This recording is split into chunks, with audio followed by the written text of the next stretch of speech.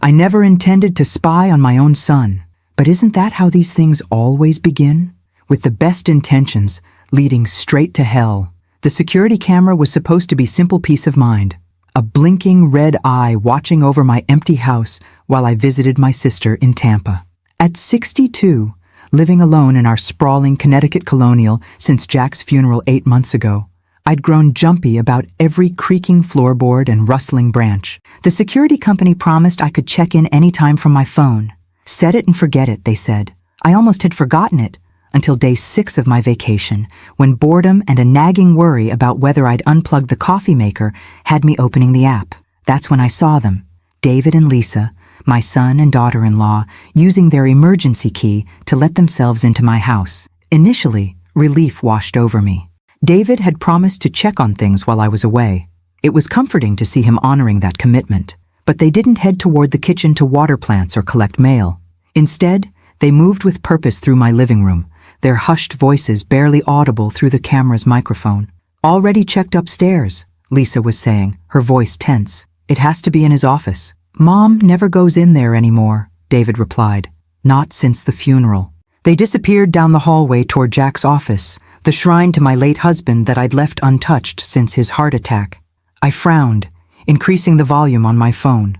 Why would they be interested in Jack's office? When they returned to the camera's view 15 minutes later, their expressions had changed. David looked ashen, his fingers clenched around a leather portfolio I recognized as Jack's. Lisa kept glancing nervously toward the front windows. She can never know about this, David said, his voice clearer now as they paused in the living room. If these accounts are traced back to Mom's name, she'll go to prison. Dad set her up perfectly. How could he do this to her? Lisa whispered. 39 years of marriage and he makes her his fall guy? I froze, the phone trembling in my hand. Fall guy? Prison? What were they talking about? David's gaze suddenly locked onto the camera, his eyes widening. Is that... Shit! The security camera's on! The light is red! Lisa's hand flew to her mouth. I thought you said she wouldn't be monitoring it. She never checks technology unless I set it up for... The feed cut to black. My breath caught in my throat as I stared at the blank screen, desperately tapping to reconnect. Nothing happened. Someone, David presumably, had disabled the camera. I sat on my sister's guest bed, mind racing, trying to make sense of what I'd just witnessed. What accounts was David talking about? How had Jack set me up? My husband had been a respected investment advisor, conservative, cautious, the model of financial propriety. We'd lived comfortably but never extravagantly on his income and my earnings as a high school librarian before retirement. My phone rang, startling me so badly I nearly dropped it. Unknown number flashed on the screen. Hello? I answered, expecting David. The voice that responded was deliberately disguised, pitched low through some kind of filter. Stop watching the recordings. For your own safety, forget what you saw. A chill ran down my spine.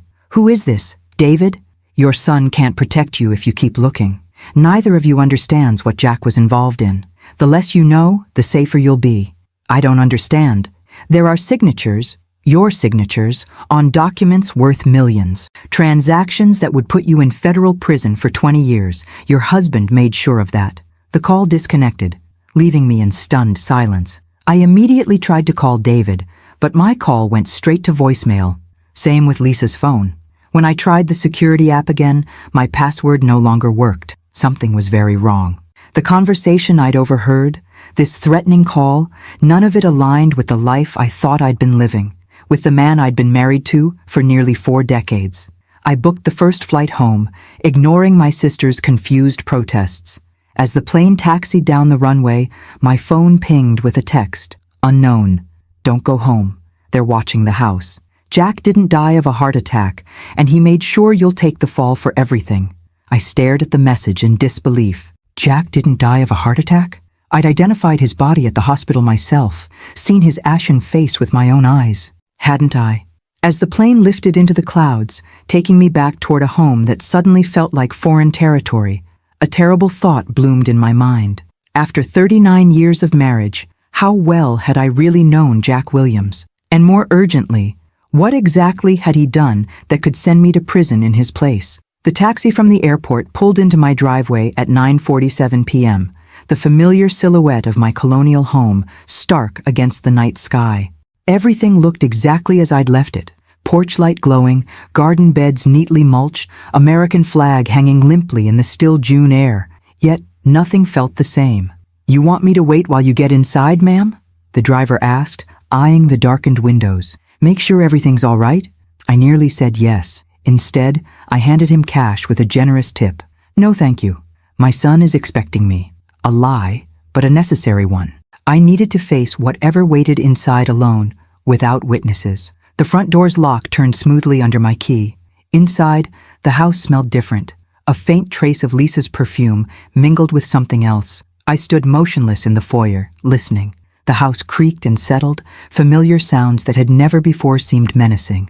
I flicked on lights as I moved through the ground floor.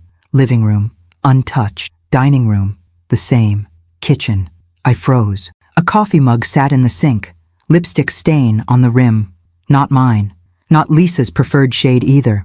Someone else had been in my house. Jack's office door stood ajar, a thin slice of darkness visible through the gap.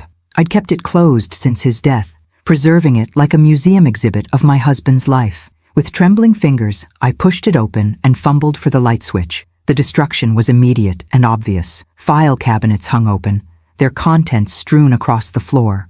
The painting behind his desk, a mediocre landscape Jack had inexplicably paid a small fortune for, had been removed from the wall, revealing a wall safe I'd never known existed. The safe door hung open, empty. I stepped carefully through the debris, noticing the drawer linings pulled out, the books swept from shelves, the methodical nature of the search. This wasn't random vandalism. Someone had been looking for something specific. My phone buzzed in my pocket. Another text from the unknown number. Unknown. They didn't find what they were looking for, but they'll be back. Check the loose floorboard under his desk chair. I stared at the message, hairs rising on my arms. Whoever this was, they were watching me, or knew things about my house that even I didn't. Dropping to my knees, I pushed Jack's leather chair aside and ran my fingers over the hardwood. Near the wall, one board shifted slightly under pressure. I dug my fingernails into the edge and pulled upward. The board lifted, revealing a hollow space. Inside lay a thin manila envelope. With shaking hands, I retrieved it and opened the seal. Inside was a single sheet of paper, a bank statement from an institution I'd never heard of, located in the Cayman Islands. The account was in my name. The balance showed just over $7 million. My name, my signature on the account application paperwork. But I'd never signed this. I'd never even seen it before. Yet it was unmistakably my signature, or a perfect forgery. The implications crashed over me in waves. Jack had established offshore accounts in my name, without my knowledge, with millions of dollars from where? His investment firm hadn't been that profitable.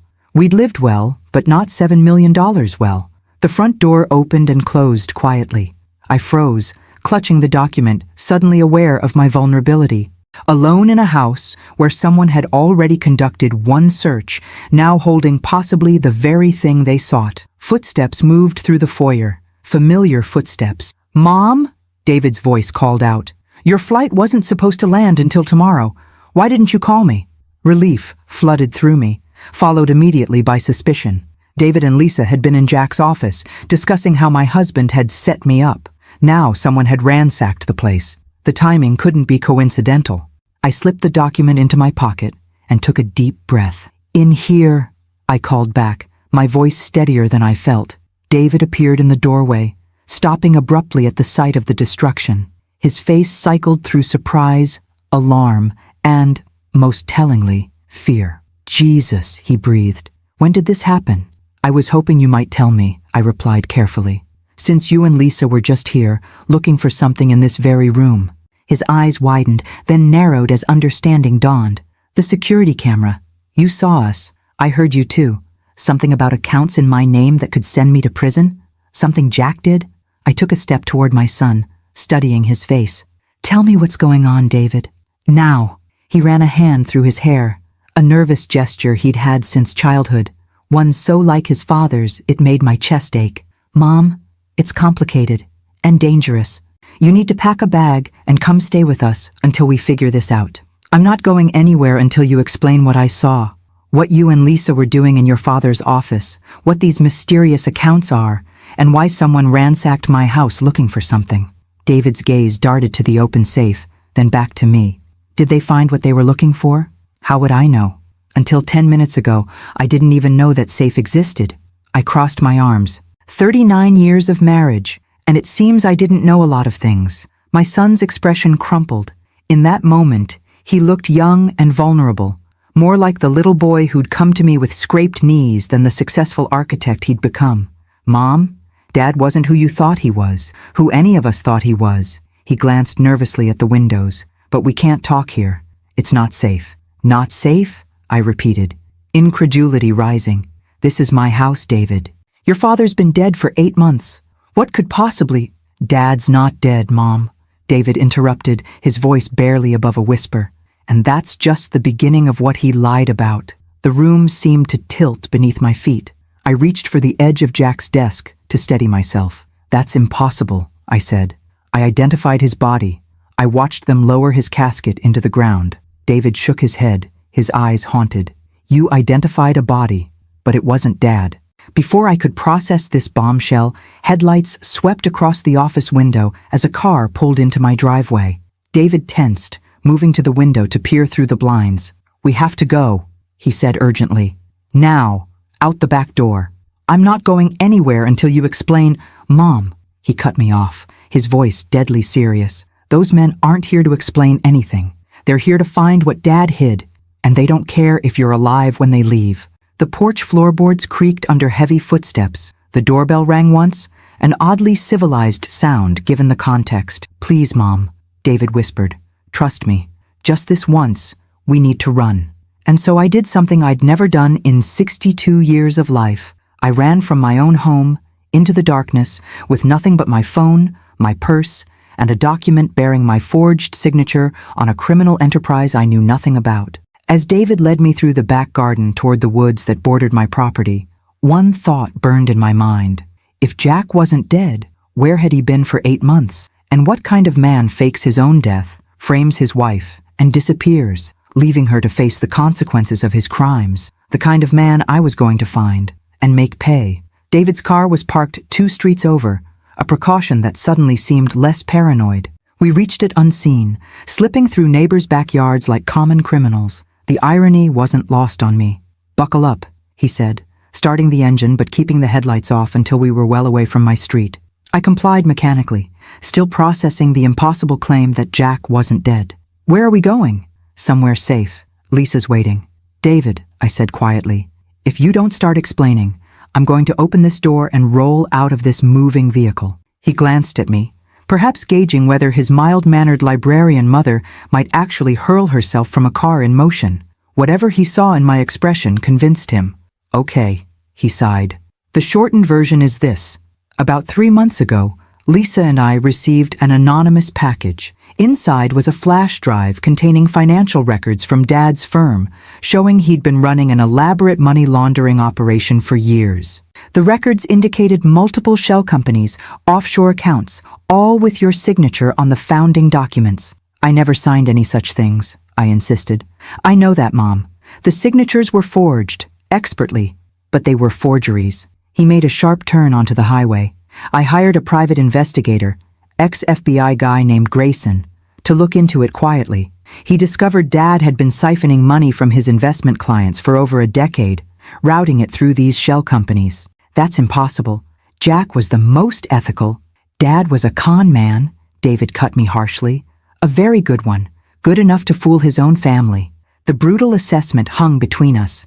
I wanted to defend Jack, to insist there must be some mistake, but the evidence of the ransacked office and the bank statement in my pocket suggested otherwise. 2 weeks ago, David continued, Grayson told me he'd found something big, something that suggested Dad might still be alive. My breath caught. What did he find?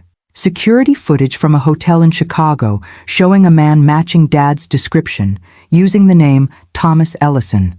The footage was from 3 months after his death. My mind reeled. Chicago. Jack had traveled there regularly for business conferences, often extended trips. There's more, David said, his knuckles white on the steering wheel. According to Grayson, Dad has another family in Chicago, A wife, 2 grown children. The world tilted again. I pressed my hands against the dashboard, suddenly nauseated. "That's not possible," I whispered. "We've been married since I was 23. There's no way he maintained a second family without me knowing. He traveled constantly, Mom. Week-long conferences, monthly client meetings. You never questioned it because that was just Dad's job." David's voice softened. "I'm sorry. I didn't want you to find out like this." We drove in silence for several minutes, my mind struggling to reconcile the Jack I thought I knew with this monster David described. A bigamist, a thief, a man who would frame his own wife for his crimes. Why would he fake his death? I finally asked. Grayson thinks the scheme was collapsing. Several large clients were asking questions, demanding audits. Dad must have realized it was only a matter of time before everything unraveled. He sighed heavily. So he created the perfect escape plan. Stage a heart attack, disappear to his other life, and leave all the evidence pointing to you as the mastermind. But who was buried in his place? A John Doe from the morgue. The funeral director was paid off. Closed casket ceremony due to damage from resuscitation attempts. Very neat. We exited the highway onto increasingly rural roads, finally turning onto a gravel driveway leading to a small cabin nestled among towering pines. Lisa's car was parked outside. "Welcome to Grayson's safe house," David said, killing the engine. "We've been using it as our base of operations." Lisa met us at the door, her expression shifting from relief to concern when she saw my face. "You told her," she said to David. Not a question. "She saw us on the security camera, and someone ransacked the house looking for whatever it is they think Jack left behind." Lisa pulled me into a hug. "I'm so sorry, Susan. We wanted to find proof of your innocence before burdening you with any of this." Inside, the cabin was sparse but comfortable. Living area with a wood stove, small kitchen, 2 bedrooms. What caught my attention, however, was the wall covered in photos, documents, and index cards connected by red string, like something from a detective movie. I approached it slowly. At the center was Jack's photograph, linked to driver's licenses with different names. Branching out were financial documents, property records, and photos of people I'd never seen before, including a woman about my age, elegant, dark-haired, standing beside Jack at what appeared to be a graduation ceremony. "Catherine Ellison," Lisa said quietly, coming to stand beside me. "Jack's other wife. They've been married 35 years as far as we can tell. They have 2 children, Thomas Jr. and Rebecca." I stared at the woman who had unknowingly shared my husband for decades. Had she known about me? Was she complicit or another victim? "These men who came to the house tonight," I said, still staring at Catherine's face. "Who are they?" "We think they're working for whoever Jack was laundering money for," David replied. "Dangerous people who are now exposed because Jack disappeared with their millions." I pulled the Cayman Islands statement from my pocket. "Is this what they're looking for?" David took it, eyes widening. "Where did you get this?" "Someone texted me, told me to check under the floorboard in Jack's office." Lisa and David exchanged alarmed glances. "Someone else knows about all this," Lisa said. "Someone who has been watching the house. The question is whether they're trying to help or manipulate you," David added, examining the statement. "This account number could be valuable, but it's not enough to access the funds." I sank onto the couch, suddenly exhausted. "So what happens now? I can't go home. My husband isn't dead but is apparently a criminal with another family. And dangerous people think I know where millions of their dollars are hidden." "Now," said a new voice from the doorway, "we find Jack before his friends find you." I turned to see a tall, weathered man in his 50s, salt and pepper hair, watchful eyes, the confident stance of someone familiar with danger. "Mom, this is Malcolm Grayson," David said. "The investigator I told you about." Grayson nodded in acknowledgement. "Mrs. Williams, I wish we were meeting under better circumstances." "Apparently my circumstances have been built on lies for 40 years, I replied. "So these circumstances seem appropriate." He almost smiled. "Your son said you were tough. Good. You're going to need to be." "Why is that?" "Because," he said, approaching the evidence wall, "I've located Jack, and tomorrow we're going to pay him a visit." "Chicago?" I repeated, struggling to process Grayson's plan as dawn broke over the pine trees surrounding the cabin. "We're driving to Chicago today? Flight's faster," he replied, packing surveillance equipment into a nondescript duffel bag. "We leave in 2 hours." I hadn't slept. After Grayson's bombshell announcement, we'd spent half the night reviewing everything he'd uncovered about Jack's double life. My husband, the man who'd held my hand through childbirth, who'd nursed me through pneumonia, who'd forgotten our anniversary 3 years running, but always made up for it with thoughtful gifts, had been living a complete second existence in Illinois. Thomas Ellison, respected financial advisor, family man, husband to Catherine for 35 years, father to their children Thomas Jr. and Rebecca, grandfather to Rebecca's twin boys, homeowner in Lake Forest, member of an exclusive golf club, donor to Northwestern University, where both his children had attended, all while being Jack Williams, my husband of 39 years in Connecticut. I don't understand how this is physically possible, I said, staring at the driver's license photo of Thomas Ellison, undeniably Jack, though with different glasses and slightly grayer hair than in his most recent photos as Jack. The sheer logistics of maintaining two completely separate lives. It's not unheard of, Grayson replied, checking the magazine in a handgun before securing it in a shoulder holster. The casual way he handled the weapon made me wonder about his background before becoming a private investigator. Men with jobs requiring regular travel are best positioned to pull it off. Your husband had the perfect cover with his investment business. 2 weeks with you, 2 weeks with her, David added quietly. Remember how he always said client trips couldn't be rescheduled? How inflexible his travel dates always were? I did remember. For decades, Jack's business trips had been sacrosanct, immovable features of our calendar around which everything else had to be arranged. I'd missed family weddings, canceled vacations, and rearranged countless plans to accommodate his rigid schedule. All those Christmas business trips, I murmured, a particularly painful memory surfacing. 3 years in a row, he missed half of December, claimed he had year-end client meetings that couldn't be postponed. He was with his other family, Lisa said gently. Of course he was. The pieces were aligning with nauseating clarity. The separate bank accounts he'd insisted on maintaining, for tax purposes, the strict boundaries around his office, the mysterious calls he'd take outside, claiming poor reception, his adamant refusal to retire despite having more than enough saved. Did she know about me? I asked, staring at Catherine Ellison's photograph. Grayson shook his head. My surveillance suggests she's as much a victim as you are. She believes Thomas was in Boston on business when he supposedly died. As far as she knows, he's been working remotely for the past 8 months, traveling to meet clients but based primarily at home. So he faked his death as Jack, but continued living as Thomas, I summarized. And now he's laundered money as missing, and dangerous people think I have it. Exactly, Grayson confirmed, which is why confronting him is our best option. He knows where the money is, and right now, that information is the only bargaining chip we have to keep you safe. I looked at David and Lisa, who'd been whispering together near the kitchen. You're both coming to Chicago too? They exchanged glances. I'm coming, David said. Lisa's staying behind to coordinate with a forensic accountant friend who's reviewing the financial records. We need to understand exactly what Dad was involved in. 2 hours later, I found myself passing through airport security with a borrowed suitcase containing hastily purchased clothes. The normality of the airport, families heading on vacations, business travelers tapping on laptops, felt surreal against the backdrop of my imploding life. Once we land, Grayson explained quietly as we waited at our gate, we'll establish surveillance on the Ellison house. According to my sources, Catherine has a standing lunch with friends on Thursdays, which means Jack or Thomas will likely be alone at home for at least 2 hours. And then what? I asked. We just knock on the door? Then, he said, his eyes serious, you confront the man who tried to frame you for his crimes, and I make sure he doesn't disappear again.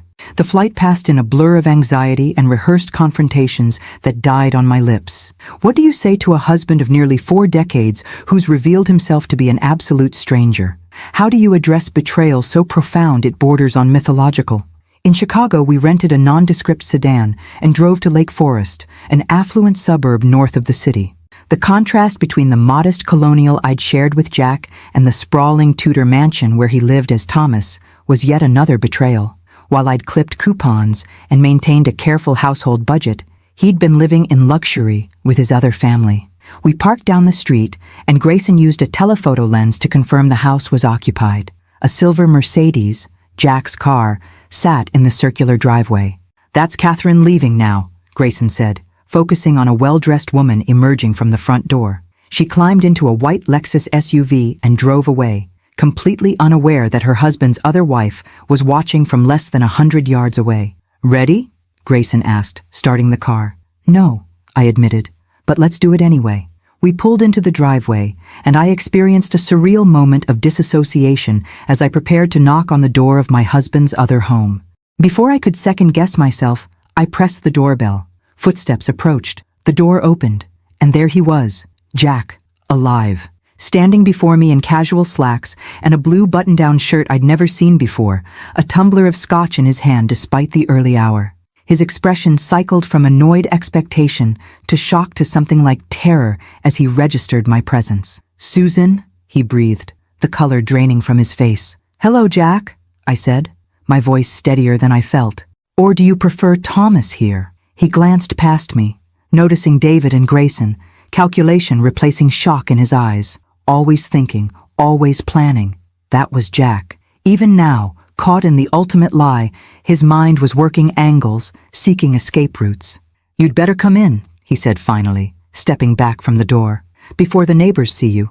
Heaven forbid the neighbors witness this particular domestic drama, I thought bitterly, as I stepped across the threshold into my husband's other life. "We have a lot to discuss," I said, taking in the tasteful decor, the family photos on the walls, Jack's smiling face alongside people I'd never met, celebrations I'd never attended, a lifetime that had existed parallel to mine. Starting with why you're not dead, and ending with why you set me up to take the fall for your crimes. Jack closed the door, his expression unreadable. "It's complicated, Susan."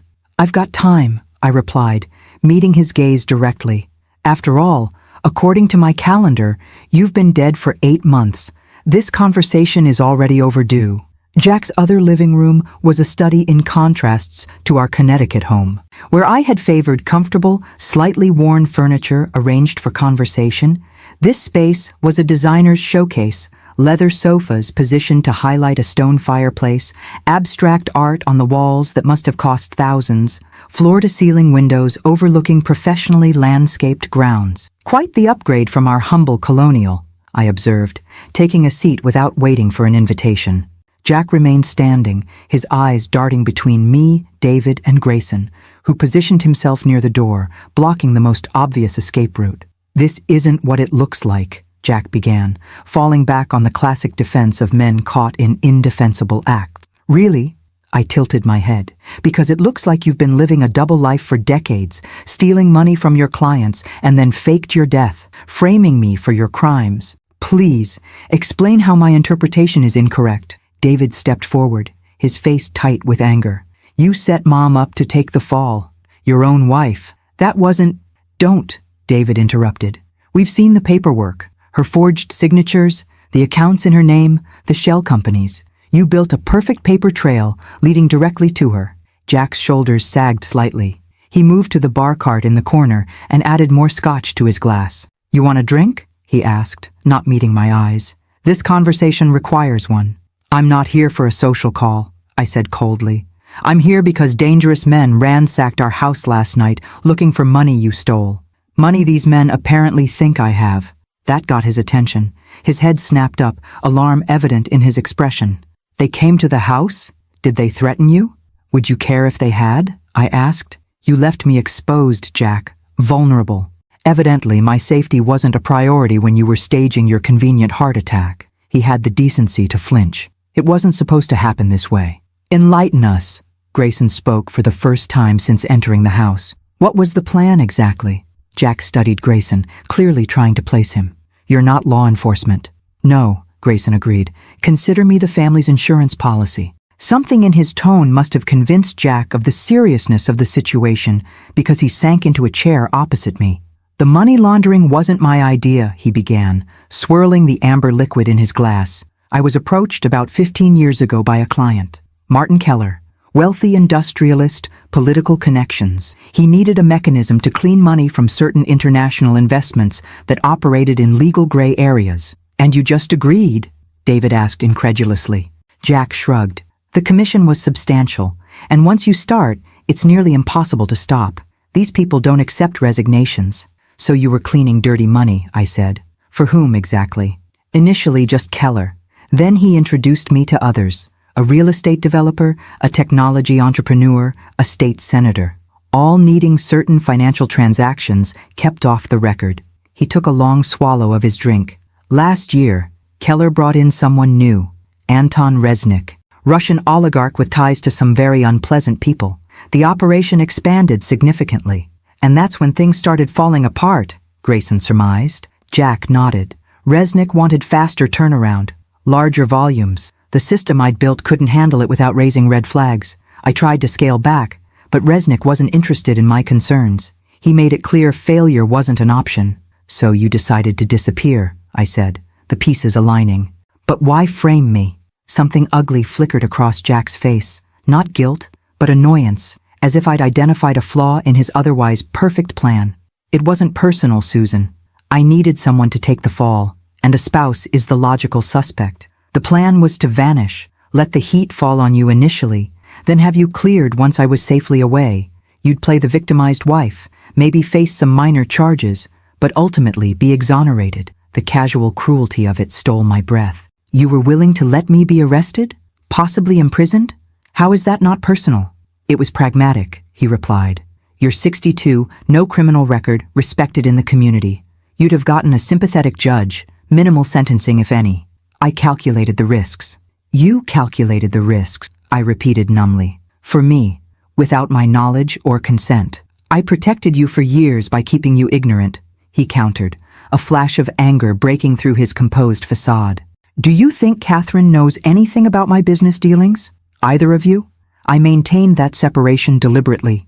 How noble, I said, acid dripping from each syllable. And how convenient that your protection absolved you from honesty, fidelity, or basic human decency. David stepped closer, his disgust evident. Where's the money, Dad? The funds you laundered for Resnick and the others? Jack's expression closed. That's not your concern. It became her concern, David nodded toward me, when men with guns started looking for it at her house. The same men who likely answer to this Resnick character. A flicker of genuine fear crossed Jack's face. They won't find anything in Connecticut. Then where will they find it? Grayson asked, his voice dangerously soft. Jack remained silent, calculation visible in his eyes. Let me be clear, Grayson continued. Mrs. Williams is now my client, and her safety is my priority. The only commodity you possess that might secure that safety is the location of Resnick's money, so I suggest you start talking. Or what? Jack challenged, bravado attempting to mask his unease.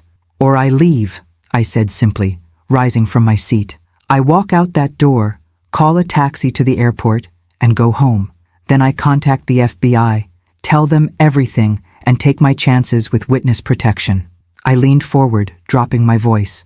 And then I call Catherine Ellison and introduce myself. Because if I'm going down, I'm certainly not going alone. The threat of involving his other wife hit home. Jack blanched, then drained his glass in one swallow. The money's in Switzerland, he said finally. 30 million in bearer bonds, secured in a private vault at Credit Nationale in Geneva. Untraceable, accessible only with the physical key and a 12-digit access code. Where's the key? Grayson pressed. Jack's eyes darted to the staircase. In my office safe. Get it, Grayson ordered. Now. And if I refuse? I pulled out my phone, holding it up. I have Catherine's number right here, courtesy of your son's investigation. Shall I call her? I'm sure she'd be fascinated to learn about your Connecticut family. For a moment, I thought he might refuse anyway. Then, with visible reluctance, he rose and headed for the stairs. Grayson followed, keeping a cautious distance. David, stay with your mother. As their footsteps receded upstairs, David turned to me, his expression pained. I'm sorry, Mom. I never imagined he was capable of this level of deception. I reached for his hand, squeezing it gently. Neither did I, and I was married to him for 39 years. A crash from upstairs shattered the moment. Grayson's voice bellowed, "Stop!"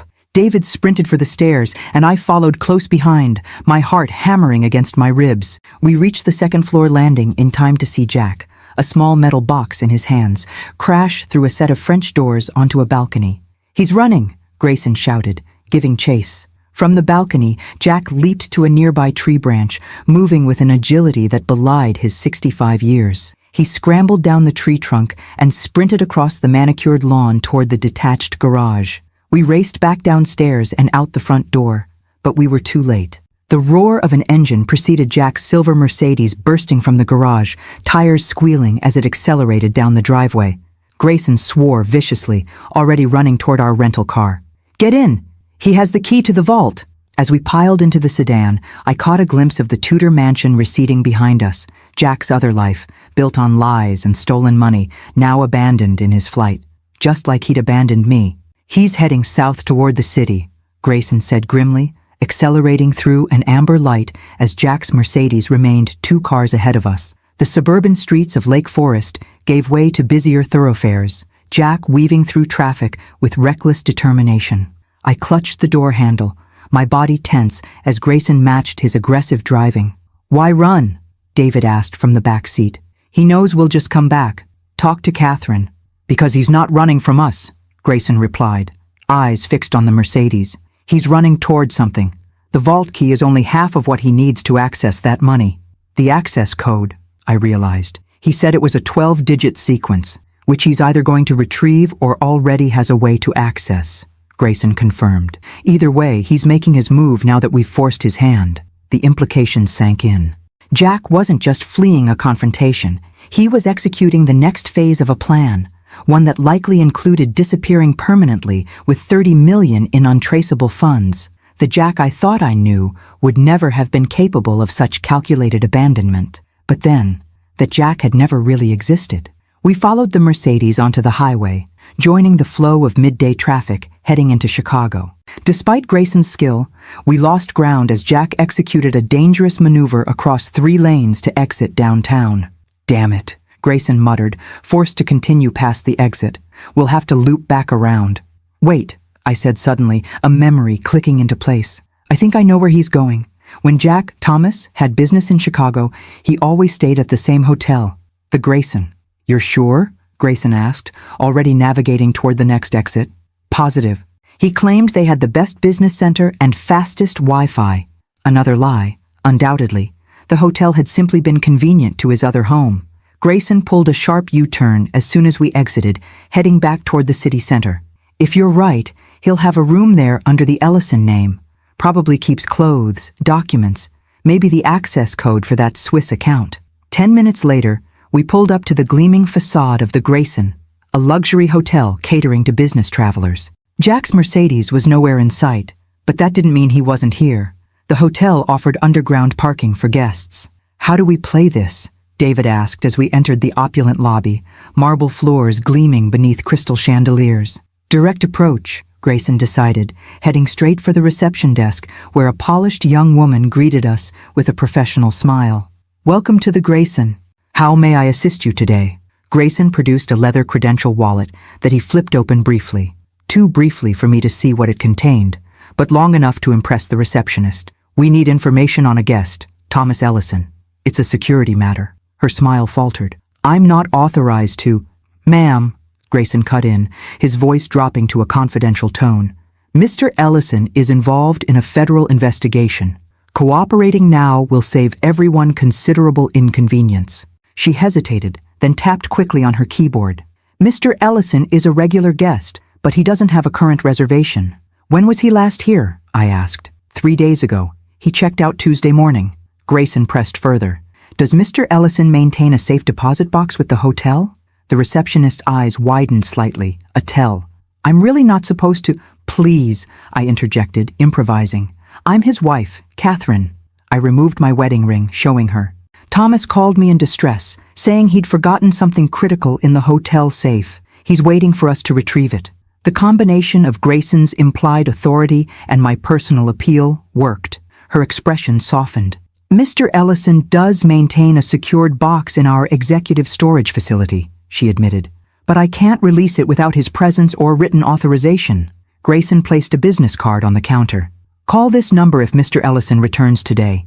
It's extremely important." As we retreated to a seating area near the elevators, David looked confused. "So he's not here? We lost him?" "No," Grayson said, surveying the lobby with practiced eyes. "He's here. Or he will be. He needs whatever's in that safe deposit box." My eyes drifted to the polished elevator doors, then to the discreet sign indicating executive services on the mezzanine level. What if he doesn't come through the front? A hotel this size must have service entrances, staff elevators. Grayson nodded approvingly. Good thinking. David, stay here and watch the lobby. Mrs. Williams and I will cover the mezzanine level. The mezzanine housed the hotel's business center, a concierge desk for VIP guests, and a discreet door marked Executive Services that presumably led to the safe deposit facilities. We positioned ourselves in a small lounge area with a clear view of both the main and service elevators. How did you get the receptionist to talk to you? I asked Grayson quietly. What credentials did you show her? A ghost of a smile crossed his face. Former Secret Service ID. I keep it as a souvenir. Most civilians don't look closely enough to see it's expired. That's technically impersonating a federal officer, I noted. Technically? He agreed without remorse. But sometimes, bending rules is necessary when pursuing someone like your husband. 40 minutes passed with no sign of Jack. I was beginning to think we'd misread his intentions when my phone buzzed with a text from David. David, he's here. Came through the garage elevator. Heading your way. Seconds later, the service elevator doors opened, and Jack stepped out, now wearing a baseball cap and sunglasses, a feeble disguise. He moved purposefully toward the executive services door, seemingly unaware of our presence. Grayson moved to intercept him, and I followed. Jack spotted us just as he reached the door, his body tensing like a cornered animal. It's over, Jack, I said, keeping my voice low to avoid attracting attention. Whatever you're planning, it's done. You don't understand what you're interfering with, he hissed, glancing around for escape routes. These people will kill all of us if they don't get their money. Then let us help you, Grayson offered, positioning himself to block any retreat to the elevator. Turn over the key and the access code. Let the authorities handle Resnick and his associates. Jack barked a humorless laugh. The authorities? Resnick owns half the police department and has federal judges on his payroll. Why do you think I had to disappear? So your plan was to steal from him instead? I asked incredulously. How is that safer than going to the FBI? Something shifted in Jack's expression, calculation giving way to desperation. I didn't have a choice, Susan. Once you're in Resnick's organization, there's only one way out. And what about me? I demanded, anger flaring. Was I supposed to be collateral damage in your escape plan? I was going to send for you, he insisted, though the lie was transparent even to him. Once I was established somewhere safe. Established with Catherine, you mean? I countered. Or were you planning to abandon her too? The executive services door opened before he could respond, a uniformed attendant emerging. Mr. Ellison, your box is ready for you, sir. In that moment of distraction, Jack made his move, shoving me hard into Grayson and bolting for the main elevators. Grayson recovered quickly, giving chase, but the elevator doors were already closing with Jack inside. Stairs! Grayson commanded, spotting the emergency exit. We burst into the stairwell, racing down toward the lobby. I followed as quickly as I could, my sensible travel shoes slapping against the concrete steps. When we reached the lobby level, David was waiting, his expression grim. He went out the front, got into a taxi. Grayson swore under his breath. Did you see which direction? South on Michigan Avenue, David replied. I tried to follow, but he was already gone. He's heading for the airport, Grayson said with certainty. With the vault key, but without whatever was in that safe deposit box. We need to move. As we hurried back to our car, a terrible realization dawned. Jack was escaping again, this time for good. And despite everything he'd done, despite the betrayal and lies and criminal exposure, some irrational part of me still couldn't fully accept that my husband of 39 years was capable of such calculated cruelty. That part of me died as Grayson's phone rang, and he put it on speaker. Hello? He answered. Jack's voice filled the car. Tell Susan I'm sorry it came to this, but she needs to stop pursuing me, for her own safety. Jack, don't, I began. It's too late, he cut me off. Resnick's people know you're looking for me. They'll assume you know where the money is. Get somewhere safe and stay there. The call disconnected. Can you trace that? David asked Grayson. Burner phone, Grayson replied, his expression grim. But it confirms our problem just got bigger. If Resnick's people are watching, they now know Jack doesn't have their money, and they'll assume you do. So I'm still the target, I said quietly, the full weight of Jack's betrayal settling around me like a shroud. Even from 1,000 miles away, he's still throwing me to the wolves. The drive to O'Hare International Airport felt like a race against collapsing dominoes. My husband, or the stranger wearing his face, was attempting to flee the country with the key to millions in stolen money, while the people he'd stolen from were undoubtedly closing in on all of us.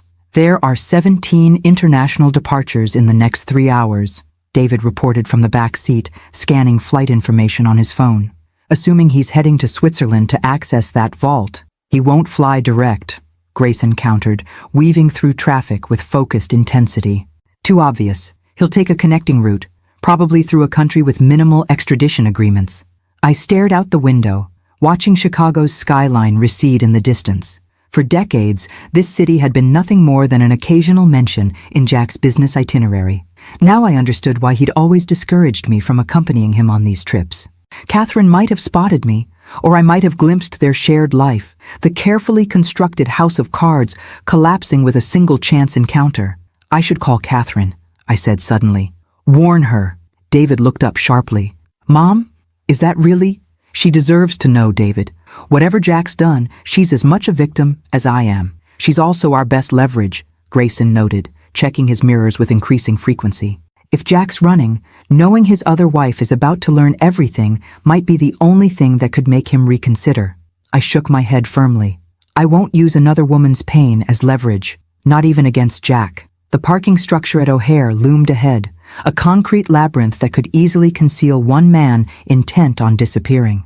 Grayson circled several levels before spotting the silver Mercedes parked haphazardly in a corner space. He's definitely here, Grayson confirmed, pulling into a spot with a clear view of Jack's abandoned vehicle. Now we need to figure out which flight. I'll check with the airlines, David volunteered, already dialing a number on his phone. As an architect with several international projects, he had status with multiple carriers that might yield information. While he worked that angle, Grayson and I approached Jack's Mercedes. The driver's door was unlocked, unusual for my habitually cautious husband. Something's wrong, I murmured, as Grayson carefully opened the door. Jack would never leave his car unsecured like this. The interior appeared normal at first glance. No signs of struggle, no blood or evidence of violence. But when Grayson popped the trunk release, we discovered the first genuine clue that things had gone sideways. A small carry-on suitcase, partially opened, clothes spilling out as if someone had searched through it hastily. He packed for a one-way trip, Grayson observed, carefully examining the contents without disturbing potential evidence. Passport? Foreign currency? Burner phones. Your husband was planning to vanish permanently. Then why leave it in the car? I wondered aloud, a cold dread spreading through me. Unless someone intercepted him, Grayson finished grimly. David jogged up to us, his expression confirming our growing fears.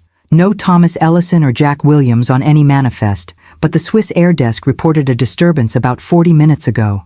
A man matching Dad's description was approached by 2 men in suits. They appeared to be escorting him out a service entrance. Resnick's people found him first, Grayson concluded, already scanning the parking structure's exits and security cameras. We need to move, now. Move where? I demanded. If these people have Jack, what's our next step? Grayson's face hardened. We follow. These men will take your husband to Resnick, who wants one thing, his money. Jack has the physical key, but apparently not the access code, which means he's only valuable until he produces both or reveals where to find them. You think they'll torture him for information? David said, his voice tight. I think they'll do whatever is necessary to recover $30 million, Grayson replied evenly. And if Jack convinces them that you have what they need. He didn't finish the sentence. An icy clarity settled over me. Jack had created this nightmare, entangled all of us in his web of lies and theft. Now it was up to me to find a way out, not just for myself, but for David and Lisa too. The access code has to be somewhere, I reasoned, my librarian's mind automatically organizing the scattered puzzle pieces. Jack wouldn't risk forgetting it, but he also wouldn't keep it anywhere obvious. Could it be in the hotel's safe deposit box? David suggested. I shook my head. Too risky. If someone else gained access, they'd have half of what they needed to steal the money. Somewhere personal then, Grayson mused. Something only he would recognize as significant. A memory surfaced suddenly. Jack at his desk in Connecticut, meticulously updating a leather-bound journal each month. His legacy book, he'd called it, where he recorded important family dates, achievements, financial milestones. His journal, I said, certainty blooming. Jack kept a record of everything important. Dates, accounts, passwords, all encoded in a system only he understood. The journal must contain the access code, disguised as something else. Where is this journal? Grayson asked intently. In his office at home. It's a red leather book with no title on the spine, kept in the right-hand drawer of his desk. Grayson was already dialing a number on his phone. Lisa, we need you to check Jack's office for a red leather journal in his desk drawer. Yes, immediately. He listened for a moment. Stay on the line while you look. The seconds stretched into minutes as we waited, the parking garage suddenly feeling exposed and vulnerable. I found myself scanning for suspicious vehicles, unfamiliar faces, a new hypervigilance born from the knowledge that dangerous men were now interested in finding me. She found it, Grayson finally reported, his voice tight with controlled urgency. Lisa's sending photographs of every page now. My phone buzzed as the images arrived. Pages of Jack's meticulous handwriting, recording everything from David's college graduation to the date we'd replaced the roof on our Connecticut home. To anyone else, it would appear to be an ordinary family record, sentimental but unremarkable.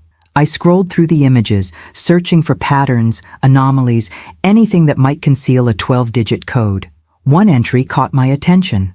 A page titled Legacy Investments, with a list of seemingly random dates and numbers. This, I said, showing Grayson and David. Legacy was Jack's code word for his most private financial matters, and look at the formatting of these account numbers. The sequence was disguised as portfolio values, but the pattern was unmistakable once you knew what to look for. 12 digits, grouped in threes, matching the format of the Swiss Vault access code Jack had mentioned. That has to be it, David agreed. But how does this help us find Dad? Grayson was already moving back toward our rental car. It gives us something to trade. Resnick wants his money. We now have the complete key to accessing it.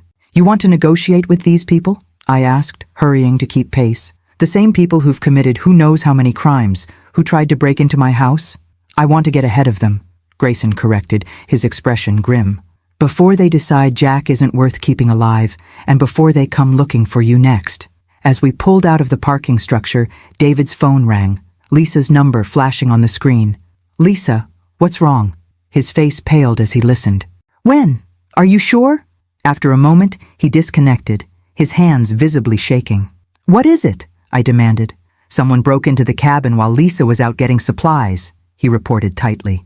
They ransacked the place, took all our research. The evidence wall is destroyed. Is Lisa all right? I asked immediately. She's fine. She came back as they were leaving, stayed hidden until they were gone. He swallowed hard. But that's not all. She got a partial plate number on their car. She ran it through a friend at the DMV. And, Grayson prompted, the car is registered to a shell company owned by Senator Howard Keller's family trust. The name hit me like a physical blow. Howard Keller, Martin Keller's son. The state senator Jack had mentioned as one of his clients. They're all connected, I whispered. Jack's clients, the money laundering, the political power, it's a complete network. And they're closing in, Grayson confirmed grimly. From all directions. Night had fallen over Chicago, the city's glittering skyline a stark contrast to the industrial wasteland where we now found ourselves. Grayson had insisted on switching vehicles twice since leaving the airport, finally trading our rental car for a nondescript delivery van obtained through channels he declined to explain. You're sure this is the right place? I asked, peering through the windshield at the abandoned warehouse looming before us. The building's broken windows and graffiti-covered walls suggested years of neglect. This is the address Resnick's people provided, Grayson confirmed, checking his weapon one final time before tucking it into his shoulder holster. Remember the plan. I do the talking. You stay behind me. David remains in the van as our contingency. The plan had coalesced over the past 5 hours, after Grayson made contact with Resnick's organization through connections I didn't want to know about. The terms were simple. Jack's life in exchange for the complete access information to the Swiss vault. No police, no FBI, just a clean exchange. I wasn't naive enough to believe it would be that straightforward. Neither was Grayson, which is why he'd insisted on precautions, multiple escape routes mapped, a second vehicle hidden nearby, and a dead man switch that would send all our evidence to the FBI if we didn't check in by morning. I still think I should come with you, David insisted from the driver's seat, his knuckles white on the steering wheel. "We've been through this," I replied, summoning a calm I didn't feel. "If something goes wrong, you're our insurance policy. Lisa needs you to come home." The reminder of his pregnant wife, waiting anxiously at a safe location, was enough to settle him, though his expression remained tortured. No child should have to watch their parent walk into danger. But then, no child should discover their father was a criminal who had abandoned and endangered their mother either. "Ready?" Grayson asked, his tone suggesting that my readiness was irrelevant. The timetable wasn't ours to control. I nodded, patting the inner pocket of my jacket where I'd secured a copy of the journal page with the access code. The original journal remained with Lisa, one more layer of protection against betrayal. The warehouse interior was cavernous, the darkness broken only by a few industrial lights illuminating the center of the space. 3 black SUVs were parked in a semicircle, their headlights creating harsh shadows. Men in suits stood at strategic points, their stances communicating professional menace. And there, in the center, seated on a metal chair with his hands bound before him, was Jack. Even from a distance, I could see he'd been roughly handled. Blood had dried at the corner of his mouth, and he held himself rigidly, suggesting additional injuries beneath his clothing. Our eyes met across the concrete expanse, and something unreadable flickered across his face. Shame, perhaps, or simply calculation of how my presence affected his chances of survival. A tall man with silver hair stepped forward from behind the SUVs. His bespoke suit and polished shoes looked incongruous in the decrepit setting. "Mrs. Williams," he greeted me, his accent faintly Eastern European. "And associate. I appreciate your punctuality." "Mr. Resnick," Grayson acknowledged. "We've brought what you asked for." Resnick's smile never reached his eyes. "Excellent. Though I must admit, I'm curious how a simple librarian and her son managed to determine what my best people could not, the location of your husband's insurance policy." The casual reference to my profession confirmed my worst fears. They'd been investigating me, probably for months. While I'd been grieving Jack's death, these people had been compiling information on his family, preparing for the eventuality that he might betray them. "Perhaps you should hire librarians instead of thugs," I replied, surprising myself with my steady voice. "We're quite good at finding information." A genuine laugh escaped Resnick. "I can see why Jack married you. Spirit is an undervalued quality these days." His expression hardened. "But pleasantries aside, I believe you have something that belongs to me. First, I want confirmation that you'll leave my family alone after this exchange," I said. "My son, his wife, myself, we disappear from your radar permanently." "Of course," Resnick agreed smoothly. "I have no interest in harming innocent parties. This unfortunate situation was entirely of Jack's making." "Susan, don't," Jack began, only to receive a backhanded blow from one of the guards that snapped his head sideways. "Your husband seems to think you shouldn't trust me," Resnick observed.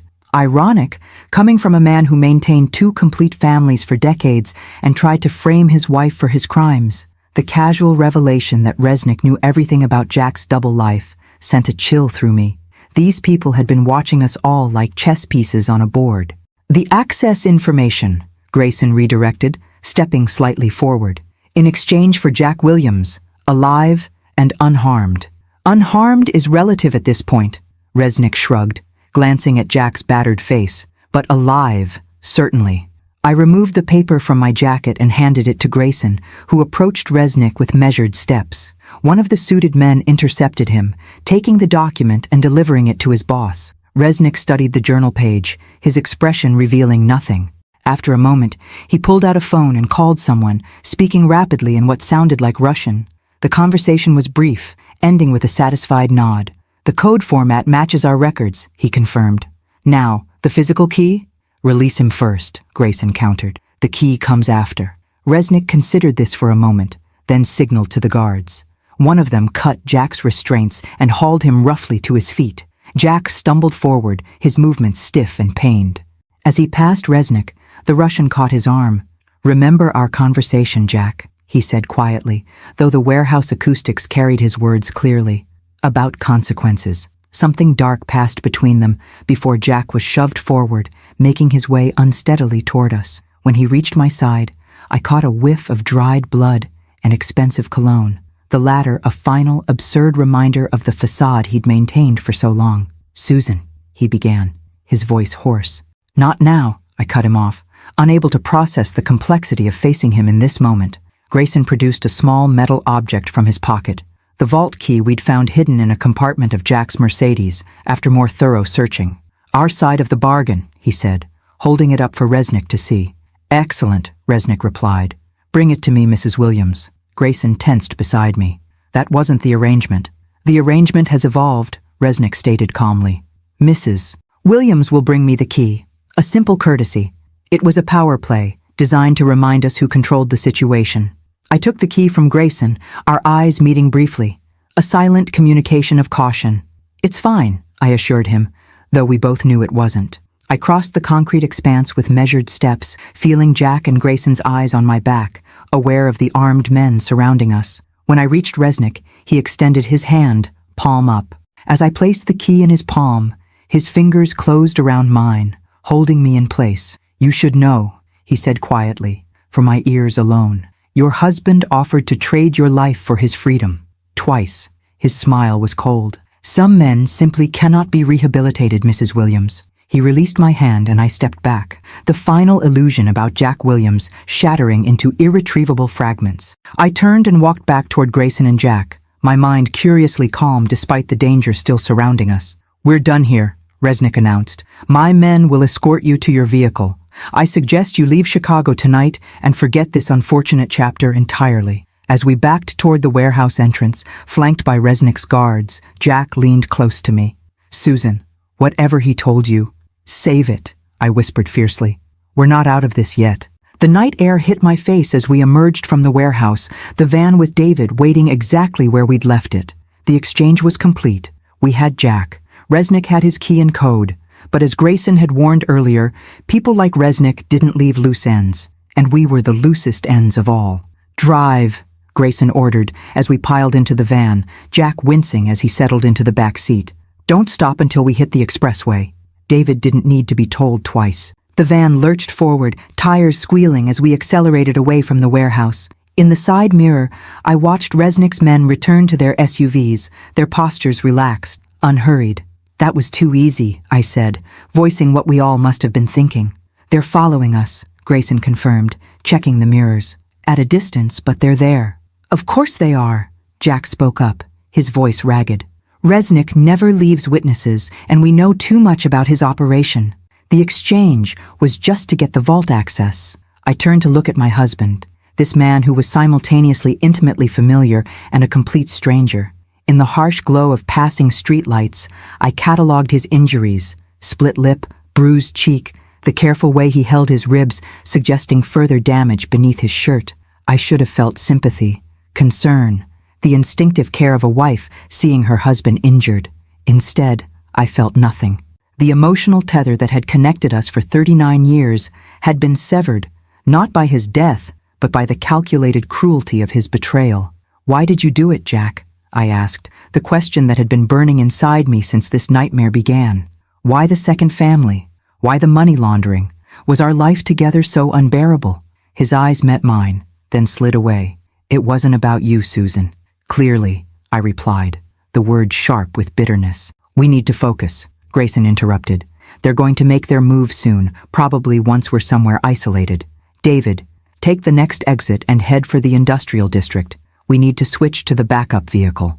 "What about the evidence?" David asked, executing a sharp turn that sent us all grabbing for handholds.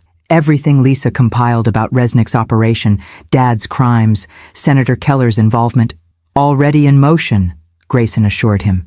"The FBI will receive everything by morning, regardless of what happens to us tonight." Jack straightened at this, alarm breaking through his pained expression. "You've contacted the FBI? Are you insane? Resnick owns half the Chicago field office." "Not the Chicago office," Grayson replied calmly. "And not directly. I have protocols in place from my previous career. Secure channels that can't be intercepted or traced." A humorless laugh escaped Jack. "You think that matters? Resnick's network extends to every major law enforcement agency in the country. Why do you think I had to run instead of turning state's evidence?" "Because you're a coward," I said quietly, the truth of it suddenly blindingly clear. It was never about protecting me. You ran because you wanted the money and the clean escape. Everything else was justification. Jack flinched as if I'd struck him.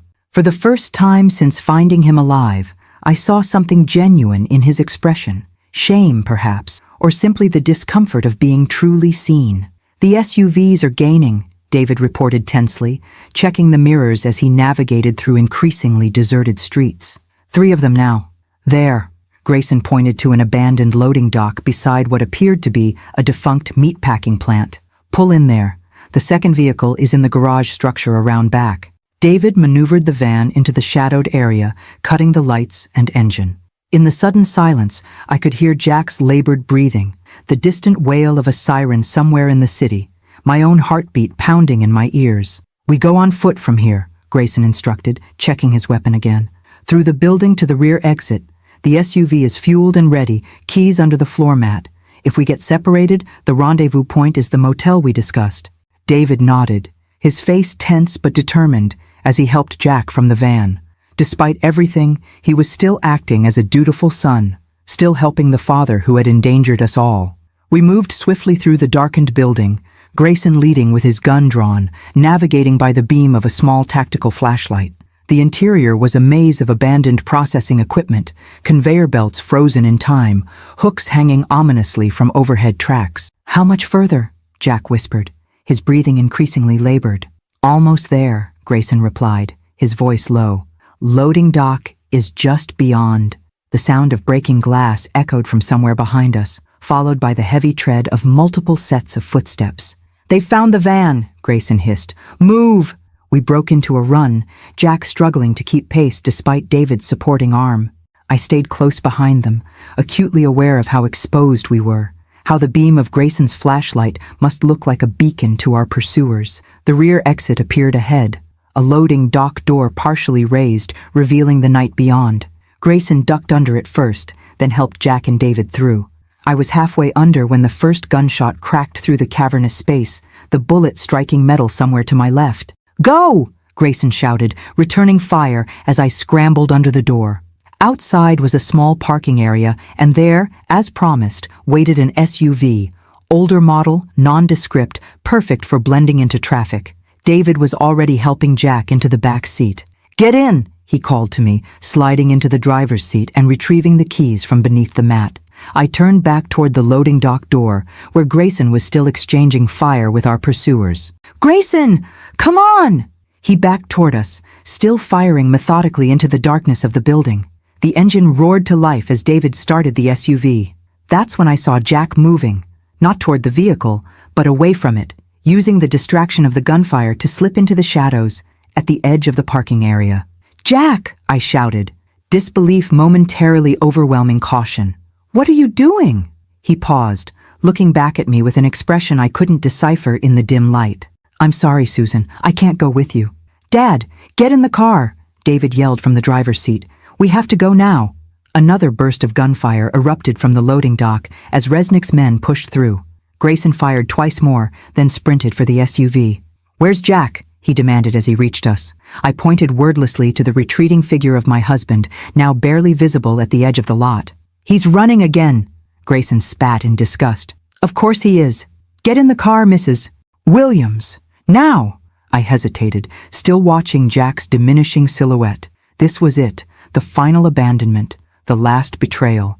After everything, he was choosing himself again, leaving us to face the consequences of his actions. "Mom!" David's panicked voice cut through my thoughts. "Please!" I climbed into the SUV just as another spray of bullets peppered the side of the vehicle. Grayson dove into the passenger seat, and David floored the accelerator, tires screaming as we rocketed out of the parking area. "He's gone," I said numbly as we sped away, the reality of Jack's choice settling over me like a physical weight. "He just left us. He made his decision," Grayson replied grimly, checking the side mirror. "And it might actually work in our favor. They'll split their forces, some following us, others going after him." "But why?" David asked, his voice cracking with emotion as he navigated through the darkened streets. "Why run now? Where would he even go?" The answer came to me with sudden, perfect clarity. "Catherine," I said, "he's going back to his other life." The pieces aligned in my mind. Jack's injuries would explain an accident or mugging to his other wife. His Chicago identity wasn't directly connected to the money laundering. If Resnick's focus stayed on recovering his money rather than revenge, Jack might think he could simply slip back into his Thomas Ellison persona. He's delusional if he thinks that will work, Grayson muttered, checking his weapons magazine. Resnick knows about both his identities. A bitter laugh escaped me. Delusion has been Jack's specialty for decades. He's convinced himself he can talk his way out of anything. We drove in tense silence for several minutes, taking a circuitous route through industrial areas and side streets, trying to shake any pursuers. Eventually, Grayson directed David onto the expressway heading south, away from Chicago, away from Jack, away from the wreckage of my former life. What happens now? I asked, watching the city recede in the rear window. Resnick still has men looking for us. The FBI might not move quickly enough to protect us. And Jack has made his choice, Grayson finished for me. Our priority is getting you and David to safety until the evidence reaches the right people and arrests begin. And then what? I pressed. Witness protection? New identities? Starting over at 62? David caught my eye in the rearview mirror. We'll face it together, Mom. Whatever comes next. As we drove through the night, putting miles between ourselves and Chicago, I thought about the woman I had been just days ago. A widow mourning a faithful husband. A mother who trusted her son but didn't understand his concern. A retiree whose greatest worry had been whether to remodel the kitchen. That woman was gone, replaced by someone harder, more cautious, but also more clear-eyed. Someone who had looked betrayal in the face and survived it. Someone who had discovered she was stronger than she'd ever been allowed to believe. Jack had orchestrated my figurative death when he'd arranged his own fake demise and set me up as his fall person. But in doing so, he had inadvertently given me a rebirth. Whatever identity I carried forward from this night, it would be one I chose for myself, not a role assigned by a man who had never truly seen me. Together, I agreed, reaching forward to squeeze my son's shoulder. That's the only way forward. The highway stretched before us, dark but full of possibility, as we drove toward an uncertain dawn. 3 months later, I stood at the window of a small apartment in Portland, Oregon, watching rain trace patterns down the glass. The weather here was a stark contrast to Connecticut's crisp autumn, perpetually damp, the sky a watercolor of grays and silvers. I had begun to find beauty in it, in this city where no one knew me as Susan Williams, grieving widow and betrayed wife. Here, I was Ellen Foster, early retiree and recent transplant from the East Coast. A simple cover identity arranged by Grayson's contacts while the federal investigation proceeded. Not witness protection technically, that would come later if necessary, but a temporary shield while the dominoes of Jack's criminal enterprise fell one by one. My phone buzzed on the counter. David's daily check-in, right on schedule. Despite having his own protective relocation with Lisa, now 7 months pregnant, he maintained consistent contact. Sometimes these calls were our only tether to normality in lives that had become unrecognizable. How are the childbirth classes going? I asked after exchanging greetings. Lisa's a natural, he replied, pride evident even through the phone. The instructor says she has excellent breathing technique. We chatted about ordinary things, the nursery they were preparing, the rainy weather in both our new locations, a book I'd recently read. Only at the end did he broach the subject we both knew was coming. Grayson called this morning, David said, his tone shifting. The FBI made more arrests yesterday. 3 executives from Keller Industries, a federal judge in Illinois, and 2 high-ranking members of the Chicago Police Department. The corruption network is unraveling faster than they expected. And Senator Keller? I asked. Resigned last week, ahead of indictment. They're saying he'll cooperate in exchange for leniency. I absorbed this silently, another piece of Jack's world collapsing. In the weeks following our escape from Chicago, Grayson's evidence package had triggered one of the largest public corruption investigations in recent history. What the press had dubbed the Resnick affair had already implicated dozens of officials, exposed millions in bribes, and revealed money laundering operations across 5 states. Any word about Jack? I finally asked, the question I both dreaded and needed answered. David hesitated. Nothing confirmed. Catherine Ellison filed a missing persons report for Thomas 6 weeks ago. Authorities are treating the cases as connected, but there's been no trace of him since that night in Chicago. After Jack's final abandonment in the warehouse parking lot, he had vanished completely. No credit card transactions, no border crossings under known aliases, no contact with either of his families. It was as if he had evaporated into the ether, a disappearing act more thorough than his faked death. And Resnick, still in FBI custody, still talking. His testimony is what's driving most of these new arrests. Anton Resnick, it turned out, had been even more pragmatic than Jack. When federal agents had arrived at his Lakeshore Drive penthouse the morning after our warehouse confrontation, he had immediately offered cooperation in exchange for reduced charges. The man who had terrified my husband enough to fake his own death had turned state's evidence without hesitation. We ended the call with promises to speak tomorrow, and I returned to the window, watching strangers navigate rain-slicked streets with umbrellas and raincoats. Anonymous lives, uncomplicated by international money laundering and bigamist husbands. The buzzer for my apartment startled me from my thoughts. "Package for Ellen Foster," came the building manager's voice through the intercom. Moments later, I signed for a small, padded envelope with no return address, the handwriting unfamiliar. Inside was a thumb drive and a handwritten note on expensive stationery. "I thought you should have this. He didn't deserve either of us. KK Catherine Ellison." Jack's other wife had found me. Despite the careful precautions and false identity, my hands trembling slightly, I connected the thumb drive to my laptop. It contained a single video file, dated 3 weeks ago. I hesitated before clicking play, uncertain whether I wanted to see whatever Catherine had deemed important enough to breach our mutual anonymity. The video opened on what appeared to be security footage from a luxury hotel lobby. The quality was excellent, the timestamp visible in the corner. For several seconds, nothing of note happened. Guests checking in, staff moving efficiently behind the desk. Then Jack walked into frame. My breath caught. He looked thinner than when I'd last seen him, and he'd grown a beard, but it was unmistakably my husband. He approached the front desk with the confident stride I recognized from countless business functions and social events. Jack Williams in his element, charming and self-assured, despite being a fugitive from both the law and Resnick's remaining associates. A second figure entered the frame, approaching Jack from behind.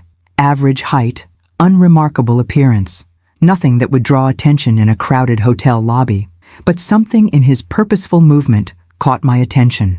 The man reached Jack just as he finished speaking to the receptionist. There was a brief exchange, Jack's expression shifting from annoyance to recognition to fear in the space of seconds. The man gestured toward the elevators, and Jack reluctantly complied. They disappeared from view, and the video jumped to a different camera angle, a hallway on an upper floor.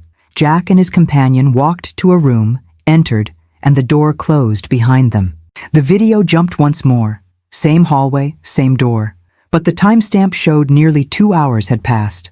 The door opened, and the unremarkable man emerged alone, straightening his jacket before walking calmly toward the emergency stairs rather than the elevator. Jack never reappeared. The video ended, leaving me staring at a blank screen, a chill running through me despite the apartment's adequate heating. I understood immediately why Catherine had sent this. The message was clear. Jack Williams, or Thomas Ellison, had finally run out of lives. Whether the man was one of Resnick's associates tying up loose ends, or someone else from Jack's tangled web of deception, the outcome seemed clear. My husband was gone. Not missing this time, but truly gone.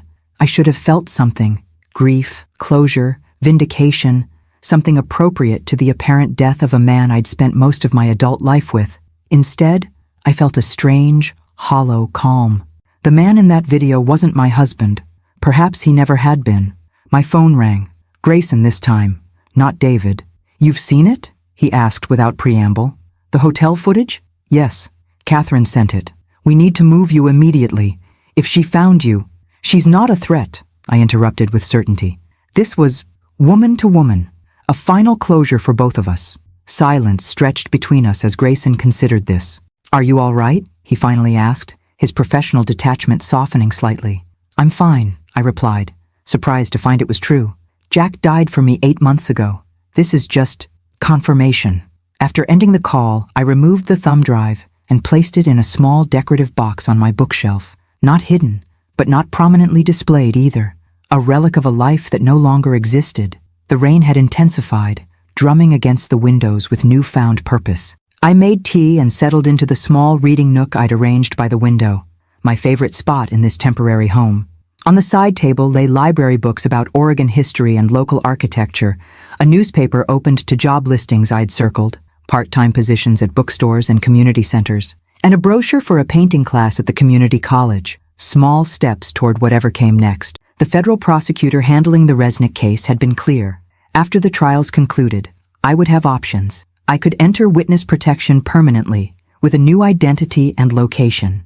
Or, if the threat assessment allowed it, I might eventually reclaim some version of my former life. Perhaps not in Connecticut, but somewhere I could use my real name again, reconnect with old friends, live without looking over my shoulder. For now, though, I was Ellen Foster, learning to paint in the rain and reading books about my new city, building a life not defined by Jack Williams or his betrayals. My phone buzzed with a text from David, an ultrasound image of my future granddaughter, captured at this morning's appointment. Beneath it, he'd written, "She already has Mom's chin. We can't wait for you to meet her." I smiled, tracing the tiny profile with my fingertip. Jack had taken so much from us. Security, trust, the past we thought we'd shared. But he hadn't taken everything. David and Lisa were creating a new family. I was discovering capacities I'd never been allowed to develop during my marriage. We were moving forward, one day at a time, into lives of our own choosing. Outside, the rain began to ease, patches of late afternoon sunlight breaking through the clouds. I opened my laptop and began composing an email to the community college, registering for the painting class and a workshop on local history. Ellen Foster had plans for the future, and for the first time in months, I found myself looking forward rather than back, not with certainty, but with something more valuable, possibility. The past was written, its final chapter now closed with Catherine's video, but the blank canvas of whatever came next belonged to me alone.